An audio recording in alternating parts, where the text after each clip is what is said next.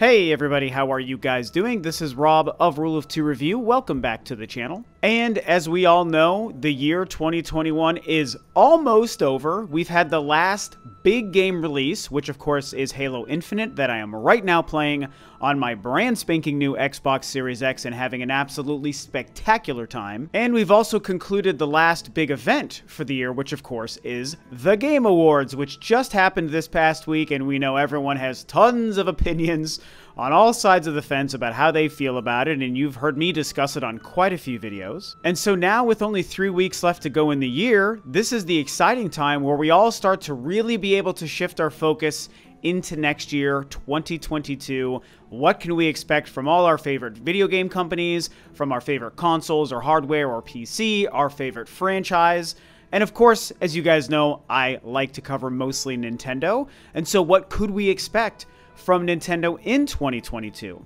I think that a lot of people would hopefully be able to agree that 2021 was a pretty darn strong year for Nintendo, but obviously with the Game Awards coming and going last week and Nintendo having absolutely zero presence except for Doug Bowser accepting the award for Metroid Dread's win, it makes us curious why exactly they did decide to not be there showing any sort of new games or announcements or even update trailers for games that we already know exist. And as I discussed, they're not even the only company that seemed to kind of pass over the Game Awards as a whole. But of course, they're one of the biggest companies to basically be absent. And again, because on this channel we focus mostly on Nintendo, that's why I thought it would be interesting to discuss why they seem to be holding stuff so close to the vest, why we didn't see any big, huge bomb drops or updates or trailers going into the end of the year, and if that means they're teeing up 2022 to be an absolute home run. Before we dive any deeper into this Nintendo 2022 topic, I like to remind you guys I'm always trying to grow the channel here on Rule of Two Review. I am oh so close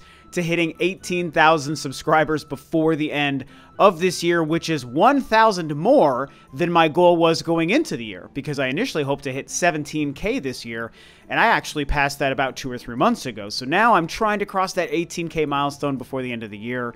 I do upload every single week. I cover all things Nintendo, I cover all things Metroid, and I discuss all things gaming. So as you watch this video, if you seem to like what I'm doing and what you hear, then I hope you will consider subscribing to the channel. So Nintendo in 2022. At this point, it seems almost a guarantee that they are going to blow us away next year.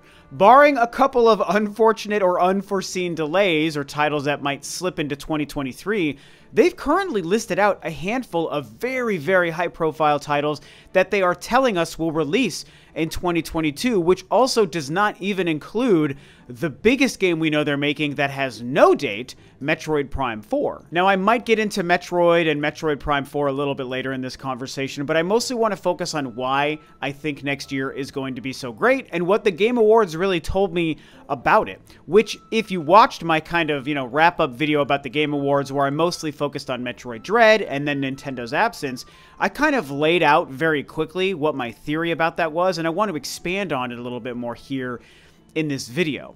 And so ultimately, what I think I saw happen at the Game Awards is Nintendo choosing not to be present and highlight any new games, upcoming games, brand new games we haven't heard of. Like I said, update trailers for things like a Breath of the Wild 2 or a Metroid Prime 4, what have you.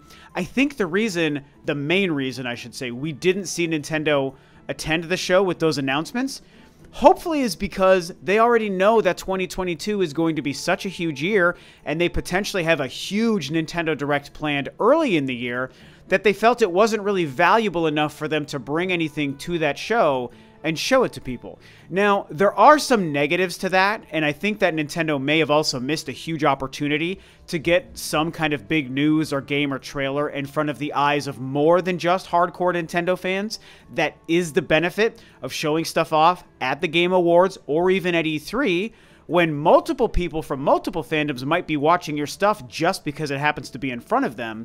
That would have been the advantage to Nintendo doing something at the show. But for whatever reason, Nintendo elected not to have anything there, and so that then makes us wonder, what does that mean for 2022? And as I said in my kind of recap video, I think that part of the reason they maybe weren't there is they just kind of chose to ignore Jeff Keighley and his little Game Awards show that's pretty divisive despite all the viewership it gets.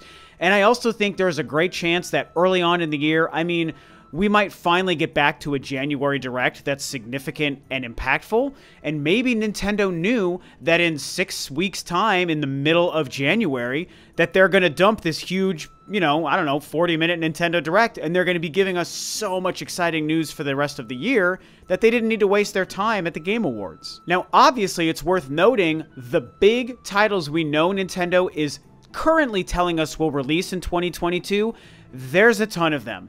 And the fact that so many of these titles we expect next year and none of them showed up at the Game Awards, that's why it tells me Nintendo decided to just ignore the Game Awards for the sake of their own hype and directs and presentations, because they've got way too much on the plate to have not had something ready at that show. Of course they had something that they could have showed at that show, but they chose not to, because I think they're going to hit us in January with something pretty great. If we just look at the titles we currently have a 2022 release date for the Switch, it's insanely impressive. Obviously, first and foremost, the biggest is The Legend of Zelda Breath of the Wild 2. We still need a name. We still need a solid release date. We still need a real blowout of the story and the gameplay and the combat and all of the new ideas. We need to know about that game. So that's the biggest one they have in 2022 is Zelda Breath of the Wild 2. We, of course, have Bayonetta 3. We have Splatoon 3. We have the new Kirby game. We have Mario plus Rabbids. We have Pokemon Arceus. And almost for sure, that's just scratching the surface of some of the other games we know we will probably see release on the Switch next year. There's probably going to be a fairly sizable exclusive of some kind. I mean, here's the thing. If Bayonetta 3 sticks to 2022, then that in and of itself is a huge third-party exclusive. But there might even be something else. I mean, we always get surprises. Heck, Project Triangle Strategy. I forgot about that game. That's going to be a very exciting exclusive game for the Switch coming out next year. So it's a very exciting time going into 2022, man. And I think that while maybe a lot of us were disappointed to see at the end of the year, at the show last week, Nintendo decided not to show us anything, no last-minute directs, no brand new trailers or game announcements at the Game Awards, I think that with all of these games, plus more that we don't even know about coming out next year, kind of, yeah, it makes sense that they decided to wait. I think January is going to be crazy. Touching on the Metroid thing for just a minute, because honestly, if you know me, you know I just can't help myself. I always want to bring Metroid into every conversation I possibly can. I'm still super high off of the feeling of playing Metroid Dread this year. It just blows my mind every morning I wake up that that game just existed and I've already even played it and it's just so good. And so when we consider the Metroid situation going into next year, I mean, there's two things, right? There's Metroid Prime 4, the biggest and most important thing, and then there's also the idea of this Metroid Prime trilogy that's just been kicking around the video game industry for like 4 years straight, and we've never seen anything official about it. I mean, plenty of us have heard things behind the scenes, publicly, about what might be happening with the Prime trilogy. I absolutely believe something Metroid Prime Trilogy, or even this rumored remake of the original Metroid Prime, is real and in development. I do truly, truly believe that, you guys. I can't tell you out loud that I know it, but I'm telling you that I believe it, and that's all I'm really going to say. And so it didn't release or happen this year, which was, of course, the 35th anniversary for Metroid. That's okay because we got Metroid Dread, which is even better than that because Metroid Dread was a brand new game. But this Prime trilogy or remake of Metroid Prime 1 seems too obvious for Nintendo to not be doing something and planning it hopefully for 2022 alongside of all of these other fantastic, amazing games that they're making and releasing. Metroid Prime 4, my elusive Great White Buffalo of video games, right? What's happening with Metroid Prime 4? And, you know, I've already talked about this. I made a bit of a prediction on January 3rd of 2021. So literally the first video I posted in 2021, I told you I think we're going to hear from Metroid this year, which was true. And I told you I thought for sure we would see some kind of update on Metroid Prime 4. That did not happen. That I was wrong about, and I'll admit it. I mean, the only thing I can say is that I was wrong and I missed that prediction, which kind of sucks because I wanted it to be true. And so, as I said on my last video, now the only thing I can do is just move my prediction back another year. It's too late for me to predict it now in 2021, but I think every day we're on the cusp of seeing that game again. The delay happened literally, what, coming up on 3 years ago in 2019. Actually, it will be 3 years ago next month in January. So it's got to be time for us to see that game again. And so I really hope that that's part of their big plan for 2022. Do I believe the game will release next year? It's possible, but I'm going to err on the side of saying no, it won't release next year, because I do think it's more planned for a next-gen or cross-gen release, maybe in 2023 with new hardware. But I do think, I mean, I'll say it again, yeah, I think we're going to probably see the game next year. Will I be wrong a second time in a row? Maybe, but for now, that's the prediction I'm telling you guys. And so the last real thing we come to is if these big games we know are 2022 games are even going to stick to 2022. And the good news I'll tell you guys is my personal opinion and, kind of feeling about them is that most of these games probably will be sticking to 2022. The safe 2022 games, in my eyes, is Splatoon 3, the new Kirby game, obviously Pokemon Arceus, that game is coming out in only a couple of weeks anyway, and then the new Mario plus Rabbids games. Those are the 4 Nintendo big exclusive releases that I think are the most safe to stick to 2022.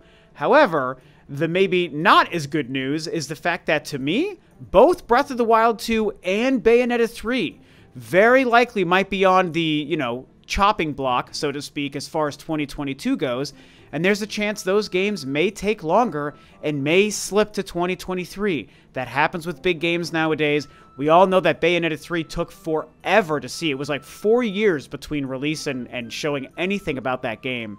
There's a chance that game may need another year in development, you guys. And Breath of the Wild 2, I mean, it's the next big Zelda game. It's impossible to predict those release dates.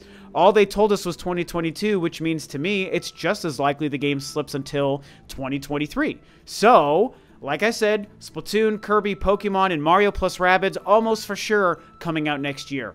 Breath of the Wild 2 and Bayonetta 3, the 2 games I'm most excited for, are the 2 games I also think may potentially slip to next year. But fingers crossed, that doesn't happen. And so now we sit and wait. And all I can continue to tell you guys is I am very, very excited for 2022. If you follow me on Twitter, you've probably seen me talking the past few months about some of my cynicism towards the gaming industry and the gaming hobby, even my relationship to gaming just, as a hobby on my free time. After Metroid Dread, I really struggled to be excited about stuff, even though I was playing some good games, mostly going back to older stuff. Halo Infinite is so good and has reinvigorated my love for games in a very good, positive way, coming off of the high of Metroid Dread. But I still am like, on gaming in many ways. I'm mostly sticking to older stuff with the exception of Halo Infinite. But the excitement of Nintendo's biggest games coming next year, the hopeful promise of maybe some kind of a Metroid release obviously is going to do wonders for me and just bring me back 100%. And for what it's worth, I mean, I own a PS5 and a Series X, so I'm very excited for other huge titles. Elden Ring and God of War and Horizon, the new Horizon game, stuff like that has me incredibly pumped as well for games coming out next year. So 2022 really could be a bit of a kind of a savior year for me, coming off of my Metroid Dread drought that I'm feeling having completed that game a couple of times. But, it is what it is. I'm excited. Hopefully you're excited. Will Nintendo be blowing us away? Did they skip the Game Awards because January they're going to just give us a ton of new updates and a big, exciting Nintendo Direct? I certainly think there's more than a great chance that, yes, that is what's going to happen. And it does have me very pumped. So, what do you think? Do you agree with a lot of my thoughts and opinions and predictions today? Do you see things playing out differently in January or throughout 2022 for Nintendo? What do you think about Metroid and Zelda and Bayonetta? When are these things coming out? And with that, this video is a wrap. Thanks, of course, as always, for tuning in, guys. This is Rob of Rule of 2 Review, and I'll catch you next time on another video.